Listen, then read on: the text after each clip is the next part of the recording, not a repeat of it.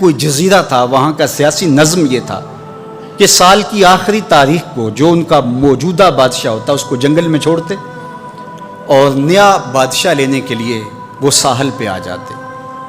جو پہلا شخص ساحل پہ اترتا اس کو اپنا حکمران مان لیتے، جو بھی حکمران بن جاتا وہ خوش ہو جاتا، حالانکہ اس کو بتا دیتے کہ ایک سال کے لیے تجھے منتخب کیا ہے، سال کی آخری تاریخ کو تخت سے اٹھائیں گے، باندھیں گے، جکڑیں گے، اور اسی جزیرے کے دوسرے کنارے ایک جنگل ہے جہاں خاردار جھاڑیاں اور موذی جانور ہیں، وہاں تجھے پھینک دیں گے۔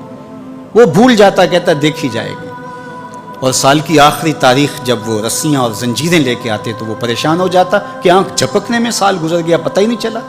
پھر روتا ہوا چیختا ہوا اس جنگل میں جاتا اور لوگ اس کو چھوڑ کے آ جاتے اور درندوں کا رزق بن جاتا، اور جو بھی آتا اس نے کبھی انکار نہیں کیا تھا۔ پہلی بار ایسا ہوا کہ جس شخص کو انہوں نے ہار ڈالے، گارڈ آف آنر دیا، تعظیم تکریم دی، سیلوٹ کیا، اس نے کہا یہ سب کیا ہے؟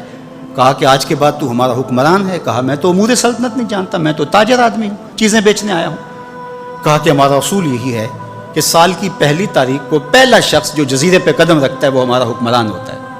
اس نے کہا میں تو امور سلطنت کو نہیں جانتا، تو یہ کس طرح ذمہ داری قبول کر سکتا ہوں؟ انہوں نے کہا کہ تمہیں کرنا ہوگی، اس کے علاوہ کوئی راستہ نہیں ہے، ہمارا یہ قانون ہے، ضابطہ ہے، اور یہ بھی بتا دیں کہ سال کی آخری تاریخ کو تجھے اسی جنگل کے دوسرے کنارے چھوڑائیں گے جہاں موذی جانوروں کا رین بسیرا ہے۔ تو اس نے کہا اگر انجام اتنا دردناک اور خطرناک ہے پھر تو میں بالکل جانے کے لیے تیار نہیں ہوں۔ تو انہوں نے کہا تو چاہے نہ چاہے باندھ کے بھی تخت پہ بٹھانا پڑا تمہیں بٹھائیں گے۔ اس نے کہا اچھا مجھے یہ بتاؤ کہ سال بعد میری بات مانو گے یا نہیں؟ انہوں نے کہا کہ ہاں، قانون میں تو ترمیم نہیں کر پائے گا، لیکن یہ ہوگا کہ تیرے انتظامی حکم ہم ماننے پہ مجبور ہوں۔ اس نے کہا ٹھیک ہے، میں تمہارا حکمران بننے کے لیے تیار ہوں۔ رومی بولتے ہیں کہ جب بھی کوئی شخص تخت نشین ہوتا تو وہ بھول جاتا کہ میرے 7 سال کی آخری تاریخ میں کیا ہونے والا ہے۔ وہ عیش و عشرت کرتا اور یوں وقت گزارتا، سال کی آخری تاریخ آنکھ جھپکنے میں آ جاتی، لیکن یہ پہلا شخص تھا تخت نشین ہوتے اس نے پہلا حکم نامہ جاری یہ کیا کہ کمانڈوز بلائے جائیں۔ بلائے گئے، کہا اس جنگل میں چلے جاؤ جہاں تم بادشاہوں کو پھینک کے آتے ہو اور وہاں کے موذی جانور کاٹ ڈالو۔ پھر بلدیہ کے ملازمین بلائے، کہا جاؤ جا کے وہاں کی جھاڑیاں کاٹو۔ پھر معمار بلائے، کہا جا کے وہاں محل تیار کرو۔ کچھ لوگوں کو بلایا، کہا جا کے وہاں پھول لگاؤ، پھلدار درخت لگاؤ، سایہ دار شجر لگاؤ۔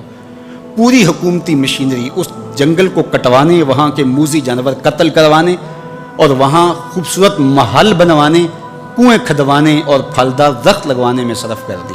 اب سال کی آخری تاریخ کو جب وہ زنجیریں لے کر آئے تو اس نے کہا کہ مجھے کیوں جکڑتے ہو، میں خود جانے کے لیے تیار ہوں، اس لیے کہ یہ اس تخت پہ آرام سے نہ بیٹھا، یہاں بیٹھ کے تیاری وہاں کی کرتا رہا جہاں اس نے جانا تھا۔ کافر اور فاسق دنیا کے تخت پہ عیش کرتا ہے، بھول جاتا ہے کہ میں نے کہاں جانا ہے، اور صالح مومن اس تخت پہ آرام سے نہیں بیٹھتا، جہاں جانا ہے اس کے لیے تیاری کرتا رہتا ہے، اور جب جنازہ اٹھتا ہے تو وہ کہتا ہے اجلوا بی ولا تؤخروا بی، دیر نہ کرو مجھے جلدی لے جاؤ، میرا تو وہاں انتظار ہو رہا ہے۔ اور پھر جب وہ وہاں پہنچتا ہے تو القبر روضۃ من ریاض الجنہ، وہ جنت کے باغوں میں سے باغ بن چکی ہوتی ہے، وہ سارے تھور، ساری جھاڑیاں، ساری آگ اور وہاں کے سارے بھڑکتے ہوئے شعلے بجھا چکا ہوتا ہے اپنے اعمال کے لشکر بھیج کے۔ ہم نے دیکھنا ہے کہ ہم یہاں آخرت کے لیے کچھ بھیج رہے ہیں کہ یہی سب کچھ لٹا رہے ہیں۔ دنیا کے مختلف ممالک میں جانا ہوتا ہے، تو ایک دفعہ میں اٹلی گیا تو وہاں ایک شہر میں مجھے کچھ دوست لے گئے، تو وہ چھوٹا سا گھر تھا، تو 20 سے 30 لوگ وہاں رہ رہے تھے۔ تو میں بڑا حیرت زدہ ہوا، تو میں نے کہا کہ آپ یہاں تنگ سی جگہ پہ 20-25 لوگ رہ رہے ہیں تو اتنی مشکل میں کیوں رہ رہے ہیں؟ تو کوئی بڑا سا گھر خرید لیں، آسودہ رہیں۔ تو انہوں نے کہا کہ جناب آپ ہمارے علاقے میں جا کے دیکھیں، 5-5 کنال کے گھر ہم نے وہاں شروع کیے ہیں۔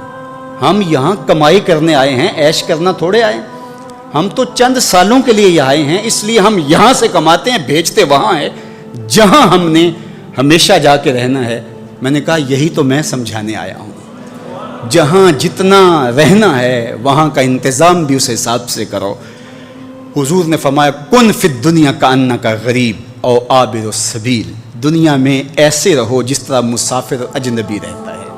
دنیا پر جینا لگا کے بیٹھ جاؤ، چند دن کے لیے آئے ہو، یہ آخرت کی کھیتی ہے، دار العمل ہے، وہ آخر دار الجزا ہے، تو قبل اس سے کہ وہ وقت آئے ہاتھ ملتے رہ جائیں، توبہ کا در کھلا ہے، سورج ابھی مغرب سے طلوع نہیں ہوا، اللہ کی رحمتیں برس رہی ہیں، اٹھے ہوئے ہاتھ وہ موڑتا نہیں، خالی نہیں پھیرتا، تو اس کی دہلیز، اس کا در، اس کی چوکھٹ نہ چھوڑنا، اور آج غور کرنا کہ ہم کھڑے کہاں ہیں۔